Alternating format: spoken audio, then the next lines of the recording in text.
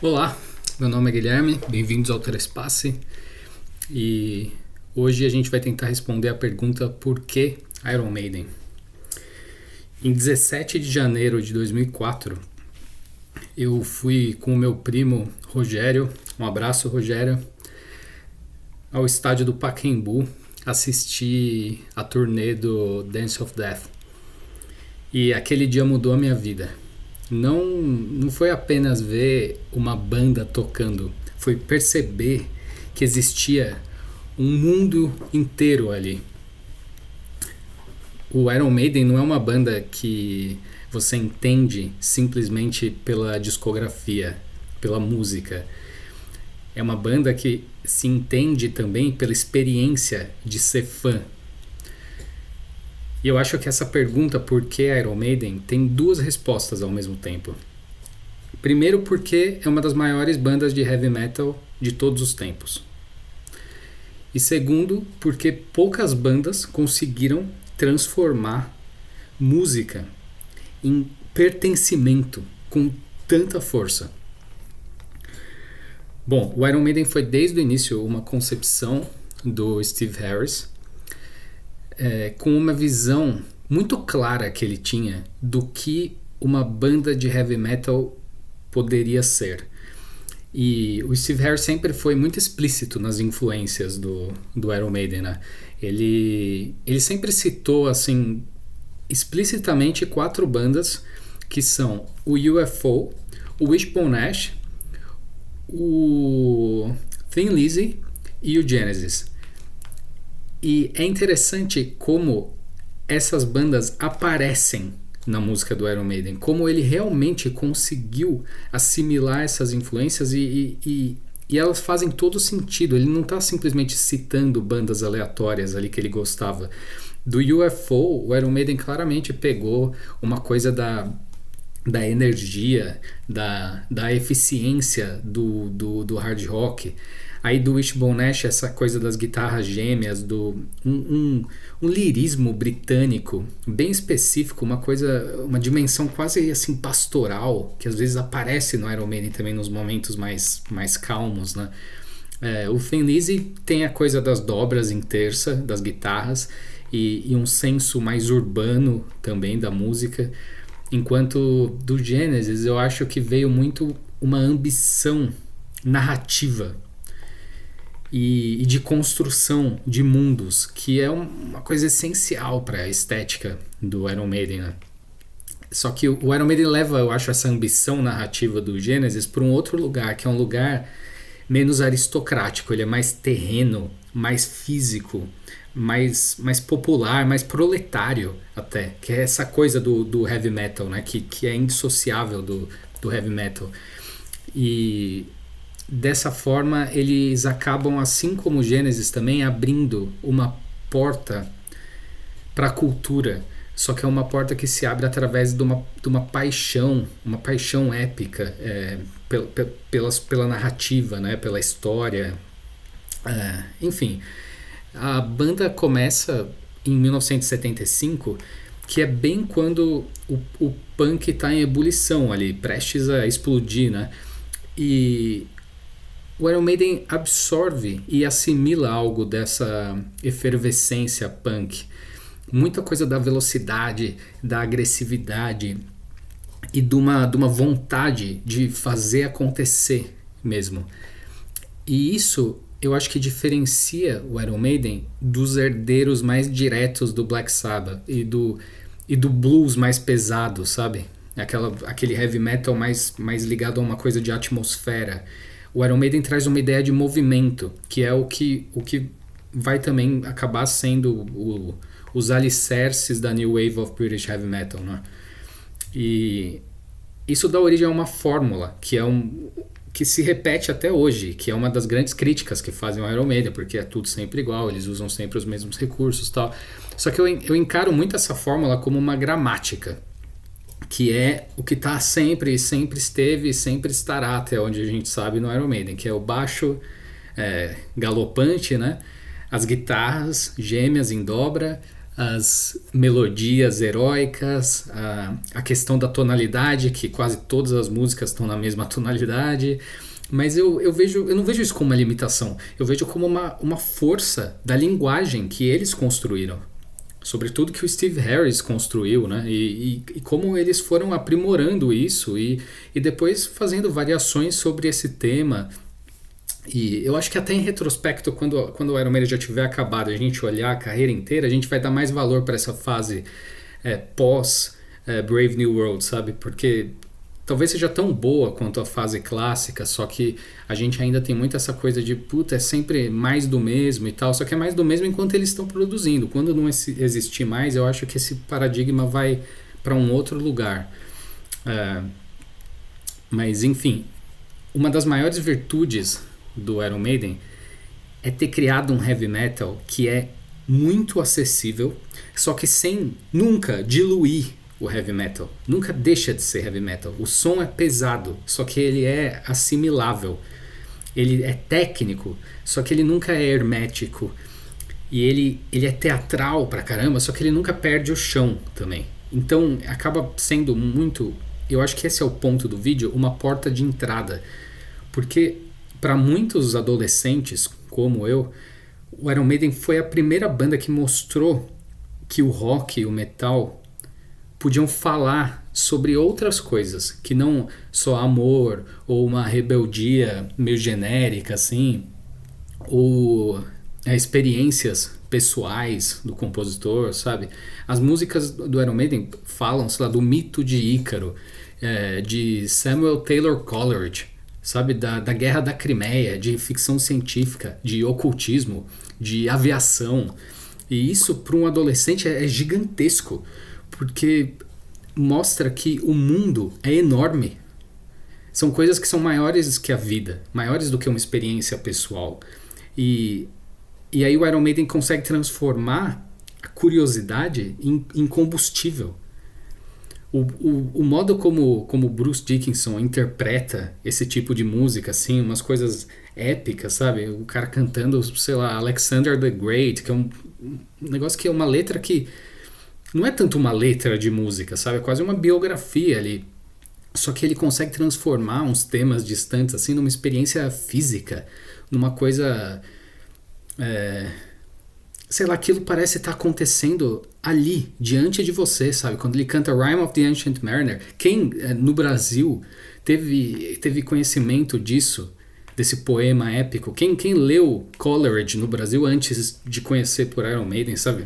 Existe essa pessoa? Talvez exista, só que assim, não, o Iron Maiden traz isso pra sua vida, e aí você tá tendo contato com aquilo, só que de uma forma... como eu disse, física, uma forma que é imediata, aquilo está acontecendo, aquela coisa do albatroz e de ter água por todos os lados, só que não tem uma gota d'água para matar a sede, sabe? Eles conseguem transformar isso em algo com o qual você se identifica, mesmo aquilo não tendo nada a ver com a sua vida. E por isso os temas acabam permitindo uma identificação muito ampla, porque ele pode não estar... não está descrevendo a sua vida cotidiana, só que a sua vida cotidiana é ampliada por esse tipo de tema. As imagens que o Iron Maiden oferecem podem ser libertadoras para um adolescente. Enfim, já volto nisso. Na minha opinião, o Iron Maiden é a maior banda de heavy metal de todos os tempos. E desculpa Metallica, que talvez seja a maior banda de todos os tempos em termos de grandeza, assim, né? Por causa até da situação histórica em que a gente se encontra hoje. Então não estou comparando com Beatles, enfim, uma coisa de lotar arenas e tal. Só que o Iron Maiden nunca foi radiofônico. Nunca foi uma banda mainstream, no sentido comum, assim.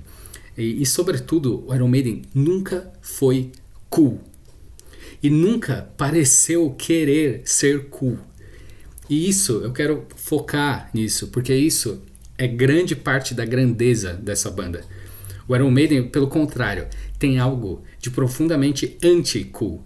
Porque as capas exageradas com o monstro, o mascote, o Eddie, sabe? Os temas épicos... nada disso é discreto, sabe? Nada tem distanciamento, aquele distanciamento irônico que é típico do cool, sabe? Uma coisa blasé, que você não pode se entregar, tem que ter um tiquinho de cinismo para você conseguir manter a pose. O Iron Maiden não tem nada disso. O Iron Maiden não tudo isso que eles fazem, eles não pedem desculpa por estar fazendo isso, um negócio que é completamente anti-cool. É uma banda que exige entrega. E talvez por isso acabe gerando tanta lealdade, porque quem entra no Iron Maiden entra numa espécie de pacto contra o cinismo. A banda se entrega e aí o público também se entrega. E os shows são o lugar onde isso fica mais evidente, sabe? Um show do Iron Maiden é uma experiência assim, de comunidade. Não é só uma apresentação musical, é quase um culto secular. É uma história compartilhada entre aquelas pessoas ali. E isso me marcou muito no Pacaembu em 2004. Que foi ver aquela multidão devotada àquilo e perceber que eu não estava sozinho no mundo. Sabe? Porque assim, o Iron Maiden é enorme. Isso é indiscutível. Todo mundo já ouviu falar nessa banda. Só que, ao mesmo tempo, não é popular como uma coisa que a sua família conhece, sabe? Você não conversa sobre The Trooper e Gangland no almoço de domingo. Não, sabe? O Iron Maiden muda as vidas porque ele acaba dando forma a uma solidão muito específica, que é quando o adolescente descobre o Iron Maiden, você sente que você descobriu um mundo que os adultos ao seu redor não entendem. E aí você vai num show e você descobre milhares de pessoas nessa mesma situação. O show transforma aquele seu isolamento em comunidade. Isso é muito reconfortante e dá uma sensação de pertencimento, como eu falei. A paixão sua individual passa a ser coletiva. E eu acho que ser fã de Iron Maiden é muito próximo assim, a torcer para um time de futebol, por exemplo, porque você acompanha as fases, as formações, tem uma certa cornetagem ali do setlist, né? Os bastidores da banda, uns momentos de crise, de redenção, e aí você torce e você fica feliz quando a banda tá bem, porque você sente que aquilo faz parte da sua vida. E essa relação eu acho que existe porque o Iron Maiden passa a impressão de uma banda que trabalha, sabe? Que é gente que ensaia, que viaja, que toca, que respeita o público que tem. E aí não é uma relação, sabe, de idolatria distante, assim, com as celebridades, alguma coisa assim. É uma relação mais de lealdade, é uma lealdade a uma espécie de uma instituição afetiva. É muito doido, assim. Quem tá ouvindo isso de dentro sabe do que eu tô falando. E só para pincelar, assim, eu falei de fases, né? A fase Paul Di'Anno é essencial, porque ela mostra uma outra faceta, um Iron Maiden mais sujo, mais urbano, mais agressivo, mas ao mesmo tempo com alguns momentos líricos ali também, né? Você pega uma Prodigal Son, uma Remember Tomorrow, ou até uma coisa quase progressiva com Phantom of the Opera, é uma fase fantástica, muito interessante também. E aí entra a fase Bruce clássica, que transforma tudo aquilo em uma coisa épica, e a fase Blaze Bayley, que é mais difícil, só que ela é muito interessante também, porque eu acho que a fase Blaze mostra o Iron Maiden sobrevivendo ao próprio mito Iron Maiden. É um som mais sombrio, mais carregado, mais grave, mais introspectivo. A gente pode até falar, assim, em algum momento, se tiver público, gente que queira escutar sobre isso, falar sobre os álbuns. Se quiser, eu falo sobre cada um dos álbuns, assim, com o maior prazer do mundo, e dar vídeos longuíssimos sobre cada um deles. E aí depois, voltando às fases, eu falei de redenção, a volta do Bruce e do Adrian em 99. Pô, aquilo, sabe, foi um negócio apoteótico, porque é a reconstituição de uma força, sabe? E E é isso, é por essas e outras, assim, essa paixão é avassaladora. O Iron Maiden podia ter parado há muito tempo, mas eles continuam porque existe uma paixão ali também. Existe um pacto com o público que continua funcionando. E a banda consegue preservar, depois de todos esses anos e durante todos esses anos, uma integridade que é rara, sabe? Porque não é uma banda que viveu de polêmicas vazias, eles não precisaram se reinventar de modo artificial, sabe, para parecer mais moderna, para conseguir tocar na rádio. Eles nunca abandonaram a gramática do Iron Maiden para agradar o mercado. E é isso, assim, espero ter conseguido pelo menos dar uma pincelada nessa pergunta, né, por que Iron Maiden, mas me conforta muito saber que a minha trajetória é a mesma de milhões de pessoas pelo mundo, porque o Iron Maiden abriu as portas da paixão pela música e pela curiosidade. Isso aconteceu comigo e aconteceu com infinitas pessoas mundo afora, sabe, de todas as idades, e o resto é história, o resto é história. Eu devo muito ao Iron Maiden e eu sei que muitas pessoas que me escutarem aqui, que se derem ao trabalho de assistir esse vídeo inteiro, também vão se identificar. Então, por favor, diga pra mim se o que eu falei faz sentido pra você, se você também é fã do Iron Maiden, se você gosta dessa banda e se você tem alguma experiência pessoal que você gostaria de relatar a respeito disso, enfim, ou uma opinião a respeito de uma fase específica, um álbum específico, ou se quiser colocar o seu top 10 ou ranquear todos os álbuns, tamo aí, bora conversar mais sobre Iron Maiden porque nunca é demais.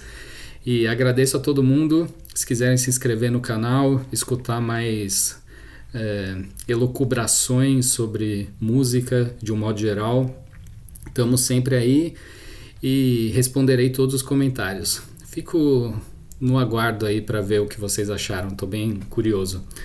Valeu a todos, um beijão e até a próxima.